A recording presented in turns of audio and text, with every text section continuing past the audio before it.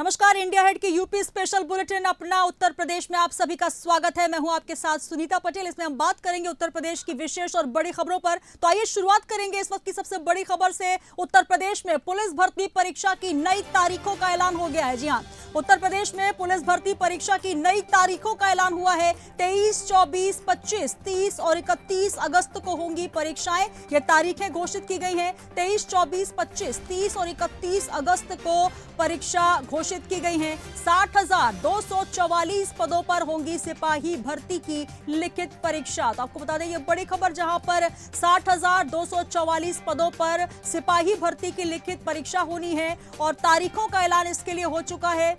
23, 24, 25, 30 और 31 अगस्त को परीक्षाएं होंगी। तो उत्तर प्रदेश में पुलिस भर्ती परीक्षा की नई तारीखों का ऐलान हो चुका है।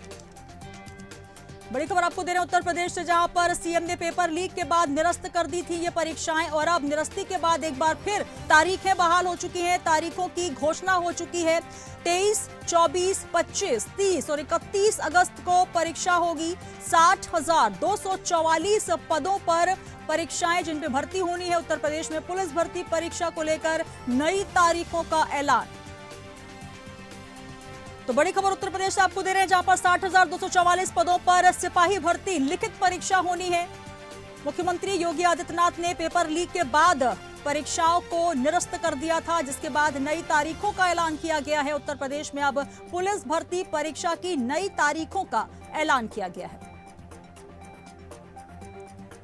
तो बड़ी खबर आपको दे रहे हैं उत्तर प्रदेश से, जहां पर 60,244 पदों पर सिपाही भर्ती लिखित परीक्षाओं की तिथि घोषित कर दी गई है। 23, 24, 25, 26 ये तमाम वो तारीख हैं जिसमें उत्तर प्रदेश में पुलिस भर्ती परीक्षा होनी है और उसके लिए ये पूरा उत्तर प्रदेश मंत्रालय से लेटर जारी किया गया है, जिसमें 60,244 रिक्त पदों के लिए उत्तर प्रदेश में पुलिस भर्ती परीक्षा की जाएगी।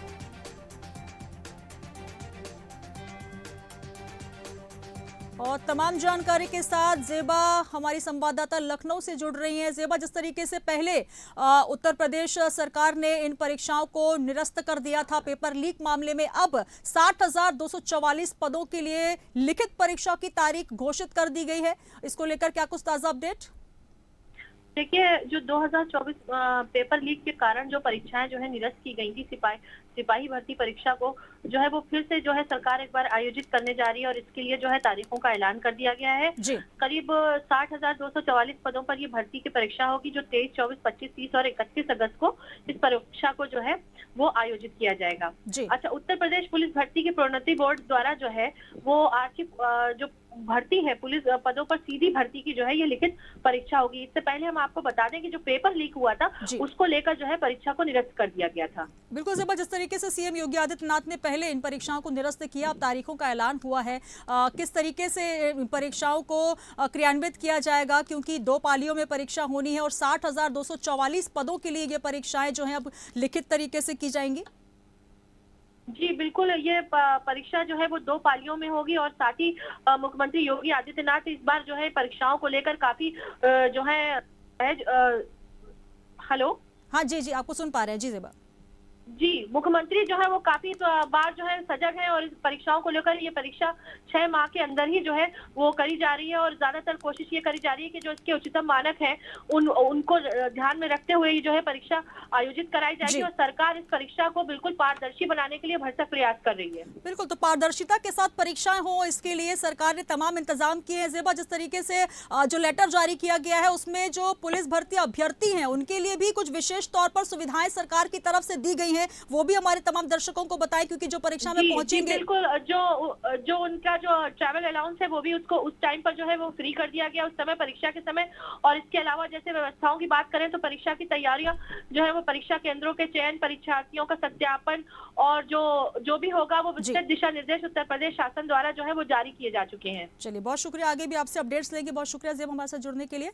तो पुलिस भर्ती अभ्यर्थियों के लिए जो परीक्षाएं पहले निरस्त कर दी गई थी, अब वो फिर से उनकी तारीखों का ऐलान हुआ है। 60,244 पद जो रिक्त थे उनके लिए अब उत्तर प्रदेश में पुलिस भर्ती परीक्षा की नई तारीख 23, 24, 25, 30 और 31 अगस्त होंगी। साथ ही आपको बता दें कि पारदर्शिता का विशेष तौर पर ध्यान रखा गया है। पुलिस भर्ती अभ्यर्थियों के लिए यूपी राज्य सड़क परिवहन निगम की निःशुल्क बस सेवाएं भी सरकार की तरफ से दी जा रही हैं। तो ये तमाम ऐलान सरकार की तरफ से किए गए हैं। 60,244 पद जिसमें अब भर्ती होगी, लिखित परीक्षाएं इसके लिए दी जाएंगी और पारदर्शिता का विशेष तौर पर ध्यान रखा गया है।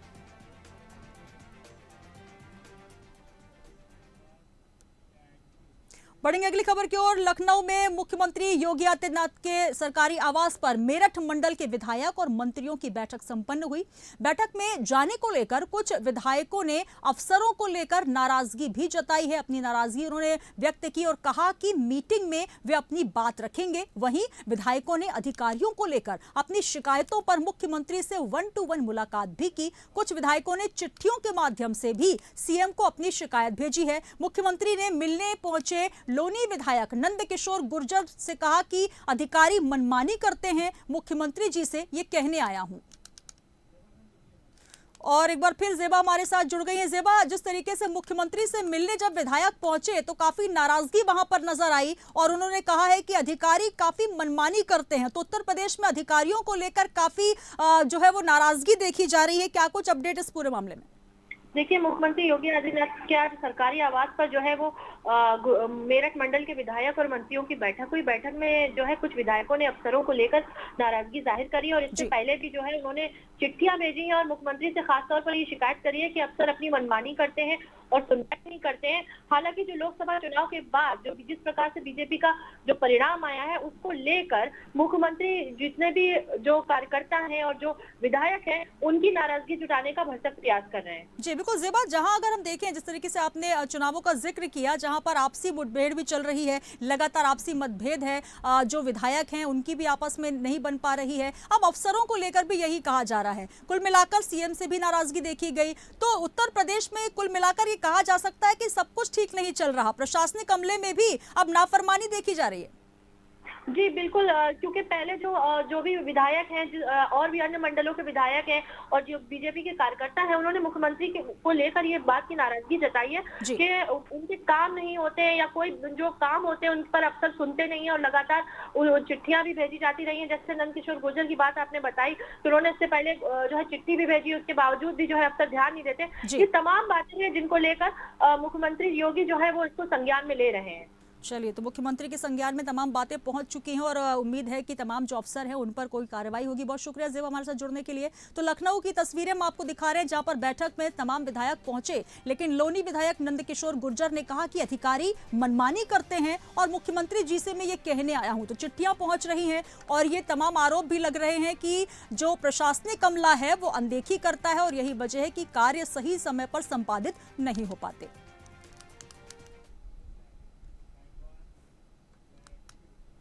मानहानि मामले में गैर हाजिर चल रहे कांग्रेस नेता और रायबरेली सांसद राहुल गांधी सुल्तानपुर पहुंचेंगे। राहुल गांधी दीवानी के एमपी एमएलए कोर्ट में पेश होंगे और दरअसल ये मामला तकरीबन 5.5 साल पुराना है, जहां पर कर्नाटक विधानसभा चुनाव के दौरान राहुल गांधी ने तत्कालीन बीजेपी राष्ट्रीय अध्यक्ष और वर्तमान गृह मंत्री अमित शाह पर एक आपत्तिजनक बयान दिया था। इसी बयान से आहत सुल्तानपुर के बीजेपी नेता और पूर्व कोऑपरेटिव चेयरमैन विजय मिश्रा ने दीवानी में एक परिवाद दाखिल किया था, जिसके बाद से ये मामला कोर्ट में था। इसी मामले में राहुल गांधी 26 जुलाई को सुल्तानपुर पहुंचेंगे और दीवानी स्थित एमपी एमएलए कोर्ट में पेश होंगे।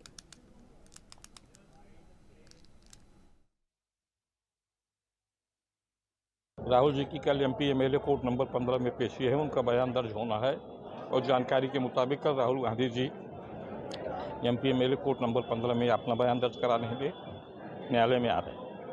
परिवादी ने एक परिवाद पत्र दायर किया है कि कर्नाटक चुनाव राज के दरमियान माननीय राहुल गांधी द्वारा केंद्रीय गृह मंत्री के खिलाफ अभद्र टिप्पणी की गई थी, उसी संबंध में परिवाद दायर किया गया है। देखिए, कल उत्तर प्रदेश कांग्रेस कमेटी कार्यालय से मैसेज और फ़ोन के जरिए जानकारी मिली कि कल देश के जननेता माननीय राहुल गांधी जी सुल्तानपुर सिविल कोर्ट में आ रहे हैं तो जानकारी के हिसाब से हमको यही पता लगा कि राहुल गांधी जी कल अमौसी एयरपोर्ट उतरेंगे, वहाँ सुबह वहाँ से बाई रोड सुल्तानपुर के लिए आएंगे। यहाँ पे अमहट पे उनका कांग्रेस के लोग, जिले के नेता कार्यकर्ता सब स्वागत करेंगे। उसके बाद यहाँ दीवानी सिविल कोर्ट में पेश होंगे। उसके बाद यहाँ से अमेठी और रायबरेली में कार्यक्रम है, वहाँ वो निकल जाएंगे। उत्तर प्रदेश के बलिया में जल शक्ति मंत्री स्वतंत्र देव सिंह पहुंचे, जहां उन्होंने घाघरा नदी पर बने बांध और बाढ़ निरोधक परियोजनाओं का निरीक्षण किया। साथ ही उन्होंने महाराजपुर में बाढ़ विभाग द्वारा किए गए कार्यों को भी देखा। उन्होंने कहा कि बलिया में बाढ़ विभाग द्वारा 12 परियोजनाओं पर कार्य संपन्न हुआ है। वहीं स्वतंत्र देव सिंह ने कहा कि प्रदेश में 338 परियोजनाएं चल रही हैं, जो कि समय से पूरी हो चुकी हैं। और इसके साथ ही उन्होंने ये भी कहा कि कहीं भी ज्यादा हानि ना हो, इसको लेकर मुख्यमंत्री के द्वारा मीटिंग करके दिशा निर्देश दिए गए हैं। हम सबकी संस्कृति है, जब भी खेती बाड़ी का समय आता है, वरुण देवता से, ईश्वर से प्रार्थना करते हैं कि प्रभु बारिश ऐसा कर किसी प्रकार का नुकसान ना हो और हमारा खेत उपजाऊ हो, हमारे सिंचाई का साधन हो। और इसी तरह बाढ़ के समय में मैया से भी प्रार्थना होता है, सरयू गंगा मैया से, घाघरा जहाँ भी जाइए वहाँ कोशिश करता हूँ, अधिकारियों से भी मैं भी स्वयं आग्रह किया हूँ कि जनता जनार्दन को साथ में लेकर सभी माई से प्रार्थना करें कि आप। लखनऊ में नगर निगम जोन 5 के जोनल अधिकारी और जेएडीएसओ को मंडलायुक्त ने फटकार लगाई। आपको बता दें कि जानकारी के अनुसार अधिकारियों को मंडलायुक्त ने अव्यवस्थाओं को लेकर फटकार लगाई है।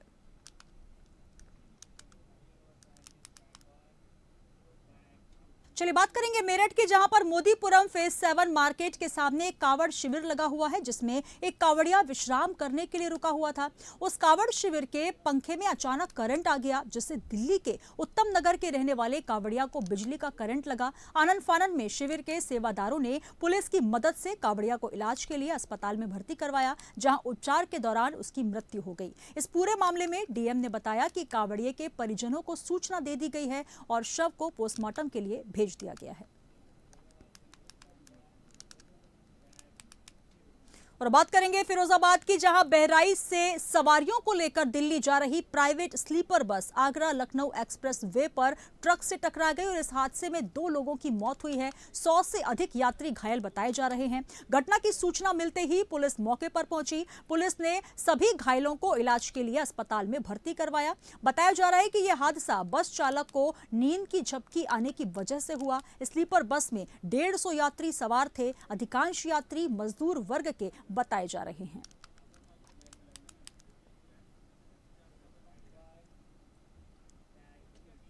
अमरोहा में 3 दिन से लापता महिला की बरामदगी को लेकर परिजनों ने जमकर हंगामा किया। सैकड़ों की संख्या में ग्रामीण इकट्ठा होकर कोतवाली पहुंचे, जहां ग्रामीणों की पुलिस से नोकझोंक भी हो गई। जानकारी के मुताबिक पुलिस ने महिला के परिजनों को मामले में कार्रवाई का आश्वासन दिया था। इस पूरे मामले पर महिला के परिजनों ने हत्या की आशंका जताई है।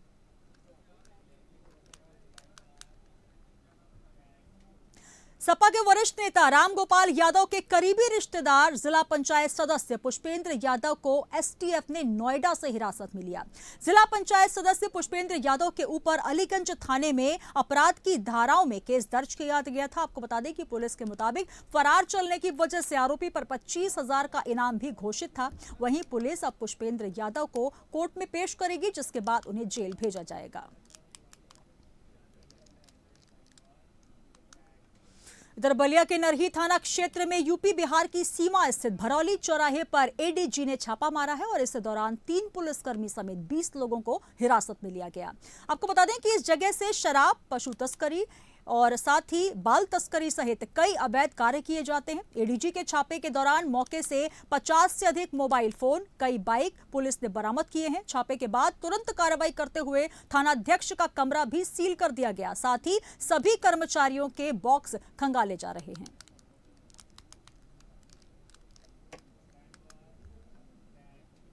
चलिए बात करेंगे बागपत की, जहां पर जूनियर कन्या हाई स्कूल में परेड के दौरान बड़ा हादसा टल गया, जहां स्कूल की छत से लेंटर का मलबा क्लासरूम में आ गिरा। हालांकि हादसे के समय क्लासरूम में छात्र मौजूद नहीं थे, वहीं मलबा गिरने से स्कूल में हड़कंप मच गया। शिक्षकों का कहना यह है कि कई बार शिकायत करने के बाद भी अधिकारी ध्यान नहीं दे रहे हैं। ये कई छात्रों की जिंदगी से खिलवाड़ है।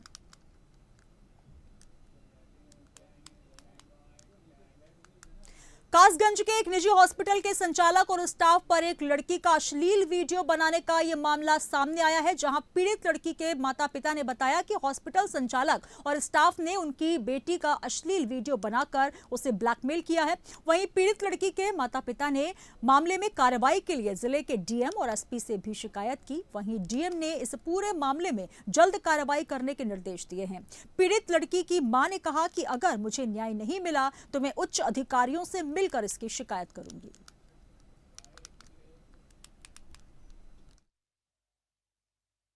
मेरी बेटी लाइफलाइन हॉस्पिटल में काम करती है, मैं पेशे से आशा वर्कर हूँ। तो मैंने ये सोचा, मैंने कि मेरी बेटी कुछ सीख लेगी, आगे मुझे कोर्स भी कराना था, इस वजह से तो मैंने उसे वहाँ बिठलवा दिया था बात करके। तो बोले ठीक है, कोई बात नहीं है। फिर वो 5 महीने हो गए उसे वहाँ पर काम करते। तो कभी रात में भी ड्यूटी लगा लेती थी, कभी दिन में भी, मतलब तो वहाँ के जो संचालक थे ना, मनीष और वो संजय, तो मनीष पंडित और संजय पंडित, दोनों लोगों ने, मतलब एक लड़का उनके यहाँ काम करता था जो शाहरुख नाम का है, बाहर का है। तो उन्होंने मतलब मेरी बेटी के ऊपर कुछ ऐसा खुजली वाला पाउडर डाल दिया और वो अंदर चेंजिंग रूम में गई कपड़े बदलने और उसका मतलब वीडियो बना ली। चलिए बात करेंगे गाजियाबाद की, जहां पर थाना मसूरी क्षेत्र में इंसानियत और भाईचारे की एक मिसाल पेश करने वाली घटना सामने आई, जहां मसूरी की गंग नहर में एक युवक ने मानसिक प्रताड़ना से तंग आकर नहर में कूद गया। और वहीं इस पूरे मामले में 3 युवकों ने एक व्यक्ति को नहर में डूबता देखा, तभी उन्होंने बिना समय गंवाए युवक को बचाया और अस्पताल में भर्ती करवाया, जहां सीएचसी के डॉक्टर्स ने पुलिस को इस मामले की जानकारी दी, जिसके बाद पुलिस मामले की जांच कर रही है। वहीं इस पूरे मामले में घटना के बारे में जिसने भी सुना वो तीनों युवकों की तारीफ कर रहे हैं।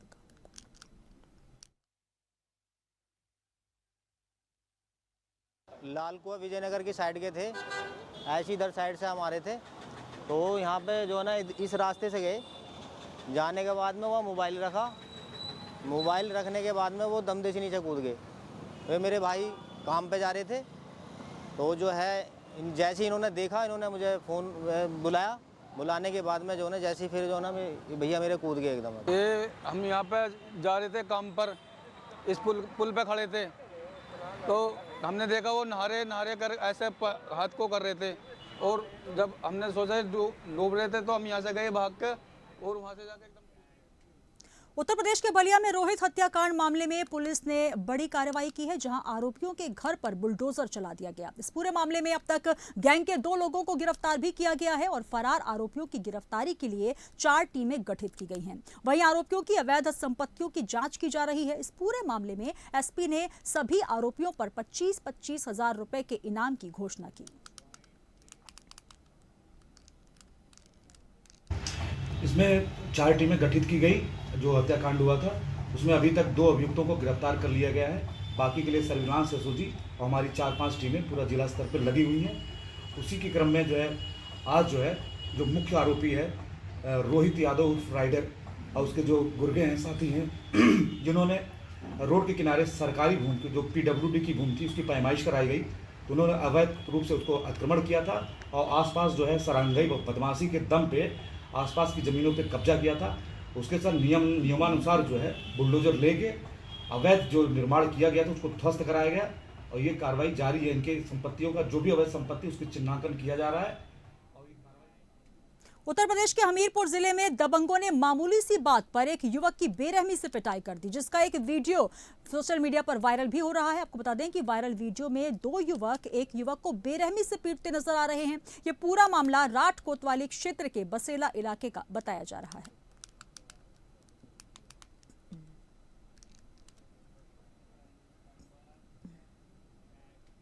उत्तर प्रदेश के मुजफ्फरनगर में कांवड़ यात्रा के दौरान एक मंदबुद्धि युवक की पिटाई का मामला सामने आया, जहां किसी मामूली सी बात को लेकर कुछ कांवड़ियों ने युवक की लाठी और डंडों से पिटाई कर दी। इस पूरी घटना के दौरान किसी व्यक्ति ने वीडियो बनाकर सोशल मीडिया पर वायरल कर दिया, जिसके बाद कांवड़ मार्ग पर तैनात पुलिसकर्मियों ने मौके पर पहुंचकर कांवड़ियों से युवक को छुड़वाया। मारपीट के दौरान युवक को गंभीर चोटें आई हैं, जिसे पुलिस ने इलाज के लिए अस्पताल में भर्ती करवाया।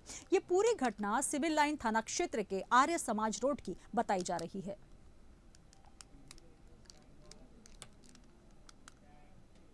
चलिए बात करेंगे अमेठी की, जहां पर बारिश ना होने से किसानों की बेचैनी बढ़ती जा रही है। बारिश ना होने की वजह से खेतों में धान की फसल पर संकट खड़ा हो गया है, जिसके चलते फसलें सूख रही है। किसान अब पुरानी परंपराओं के सहारे भगवान इंद्र को प्रसन्न करने में जुट गए हैं। गांव में बच्चे काल कलौटी खेलकर भगवान इंद्र से बारिश की गुहार लगा रहे हैं। ऐसी मान्यता है कि पानी में काल कलौटी खेलने से बारिश होती है।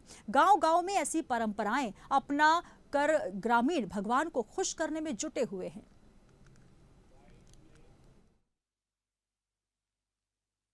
इसको जो हमारे बुजुर्गों ने जो पानी नहीं बरसता है, तो इससे क्या कहते हैं, काल कलौटी खिलाने में पानी बरसता है, सबकी खेती में धान लगता है, सबका खाना मिलता है। ये कल से कार्यक्रम चालू किया है हमने। कब तक चलाएंगे? अब जब तक पानी नहीं।